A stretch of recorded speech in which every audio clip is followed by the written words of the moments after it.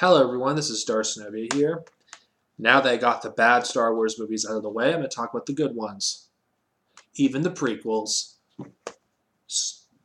First, I'm going to start with the way they were released. Rather than do it chronological order, I'm going to do it by released order. Even though I did make an exception for the last two movies that have been released. But you know what? I don't want to talk about those movies and end this retrospective on a bad note. I want to end it on a good note, at least for me. This is on Star Wars A New Hope, the very first movie in the franchise, Star Wars 77, whatever you prefer to call it. I'm calling it by the name that I grew up with. I didn't grow up with it as Star Wars. I grew up with it as Star Wars A New Hope, and I'm going to call it that. And I don't care about the special editions. Even though the version of this movie you're seeing is a limited edition that has the theatrical version, I'm talking about the movie as a whole. Now, Star Wars A New Hope, what's been said about this movie that hasn't been said? It's one of the most influential movies in cinematic history. It's one of those films that changed movies forever. And there was nothing like Star Wars back when it was released. Now, I wasn't born when this movie came out. I'm too young to be old enough to remember this movie, but I saw this when the special editions were being released, and I couldn't help but be blown away, though this is not my first Star Wars movie that I saw. Star Wars A New Hope is one of the greatest films of all time. It is such a good movie that, yeah, I believe it's held up rather well. Unlike most movies of the time, it is held up pretty well. The cinematography is pretty good for the time. Not to mention, all the time they put into the effects of this movie. It's amazing they managed to do this stuff in 1977. Even though this movie isn't perfect, there are some things that are, there's some flaws in this film, but again, it's not the fault of the movie. I mean, the technology wasn't there yet, like it is in the newer films, in the series, so that's why some effects may look dated, but they have their own charm to them. Not only did this movie create such an iconic villain like Darth Vader, James Earl Jones is such a great choice for that character. Like, if you watch the documentary on the making of the original Star Wars trilogy, it was hell making this movie. It almost didn't get made at all. George Lucas went through various studios to try to get this movie made, and most of them rejected them. He even struggled to get 20th Century Fox to fund this movie.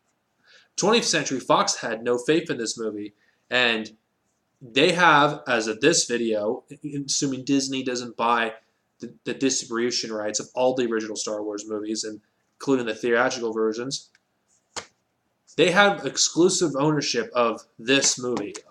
This is the only movie that Disney does not own in Star Wars. That's the only piece that they don't own, actually. George Lucas was nervous about this movie, being successful. This movie was essentially the very thing that would make or break him.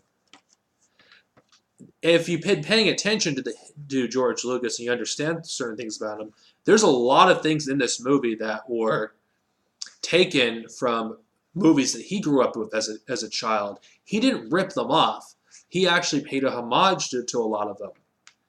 And it shows that George Lucas was influenced by a few key filmmakers. I cannot pronounce this Japanese filmmaker, but a lot of his influence is from him. Regarding some of the stories of this movie. Star Wars A New Hope, its plot is simple, but it's very easy to understand. Unfortunately, that piece of crap in Rogue One exists, so certain things about this movie doesn't make any sense now. But if you ignored that movie, which I think you should when watching it, it's definitely a classic. It's a definition of a classic. It has everything that's going for it. And not to mention, another game changer in Star Wars A New Hope was John Williams' amazing score, which brought back a style of music that hadn't been used for decades. The music of Star Wars is some of the most iconic, if not the most iconic, in cinematic history. Like the Cantina theme is a theme that almost anyone can remember, anyone recognizes, including non-Star Wars fans. It's like there's so much things I could talk about this film that make it so good, honestly. Now, I did a review of this movie before, but I don't feel like I did it justice, and I feel like I'm going to do that now. Now, those who haven't seen this movie, I think you're doing yourself a disservice. And I especially think that if you have only seen The Force Awakens, but you have not seen this movie and Bore One, you are doing yourself a disservice, because this movie is an actual classic that has stood the test of time. 40 years ago, history was made with this movie.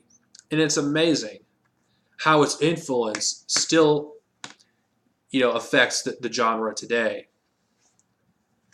Now, some people would argue that George Lucas, ruined, movies, because movies are now, we are obsessed with making sequels rather than doing a good movie. But you know what?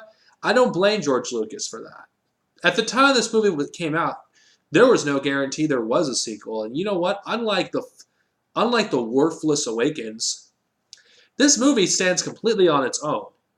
And if you want to know where The Force Awakens plagiarized majority of its scenes, watch this. It is shameless how much is stolen from this film. This movie, not only put Mark Hamill's career on the map, it also did to Harrison Ford. There's a lot of things this movie did for some of these actors, and I know some people are going to ask me about the special edition of this movie. To be honest, I don't give a two fucks who shot first in the cantina scene. It's not relevant to the story. I don't care about some minor changes. I think Star Wars: A New Hope, is a film that can be enjoyed by anyone of all ages.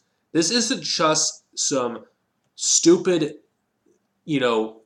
kids film that will be forgotten about, in history, like The Force Awakens and Bore One will be. This movie, long after those movies are forgotten, this film will still be remembered as probably the best Star Wars movie. I don't consider it the best Star Wars movie, but there's people who make an argument that this is the best Star Wars movie. It's the most influential, movie in the Star Wars saga that's influenced films forever. And it's amazing if you actually do a lot of research. Not a lot of filmmakers, today were influenced by George Lucas with this movie. That hack J.J. Abrams was influenced by him to some degree. And all of it starts with Star Wars, a lot of it. Special effects, would not be where they are today had it not been for Star Wars. This movie was innovative. It did things that most movies at the time didn't do, because movies were going through a phase like we're going through now, where there was no, innovation. There's nothing new being brought to the table. And Star Wars took some old ideas, that George Lucas grew up with, and made them feel like they're new again. He didn't plagiarize these things that he grew up with, like Flash Gordon. He played homages to them. Seriously, if what I'm saying doesn't convince you, watch the documentaries on the original trilogy. You'll learn something about the Star Wars franchise that you didn't know before. I don't want to drag this video on anymore, even though it's weird that I spend a lot more time trashing a Star Wars movie than praising one. To be honest, there isn't anything I can say that other people have not done. I could go on for an hour talking about, this movie and what it's done for cinema, but I don't believe I need to do that. There's 1,000 people that have done it, and I don't want to do that. I want to do it in a shorter amount of time. Star Wars: A New Hope gets a 5 out of 5 stars. I think, as someone who appreciates art, who appreciates film, I think this movie is something that I think this should be preserved. One of the films that deserve to be preserved, because without this movie, majority of the films that we have today would not even exist in their current form. And neither would those worthless Star Wars movies that we have now. This movie, I don't know why you're watching this video. For those of you who have not seen the first Star Wars, do yourself a favor. If you're a Star Wars fan and you have yet to see these movies because your first exposure was The Force Awakens and Rogue One, go out, borrow a copy from your friend or any of your relatives, or buy your own copy, whatever place you can get it. You're going to have a fun time. And you know what? You may appreciate Star Wars a lot more for it. I don't think any Star Wars fan should call themselves a fan if they have not seen A New Hope. Because without this film, none of the parts of the Star Wars saga would even exist. No books, no comics, no TV shows, no other films. This is what started it. So, please, for those who have not seen A New Hope, see this movie. It is one of the easiest movies to find. It is not even that hard. You can get it through Blu-ray box sets. You can get it through DVD box sets, whether it's new or used. Or you could download the despecialized edition. I don't care what way and what method you use to see this movie. You need to see this movie if you have not seen it. If you have seen the newer Star Wars films, because you would be doing yourself a disservice not doing it. This is Darcinovia. May the Force be with you. And next time, I'll talk about The Empire Strikes Back, the fan favorite that's considered by many the greatest Star Wars movie ever made. Peace.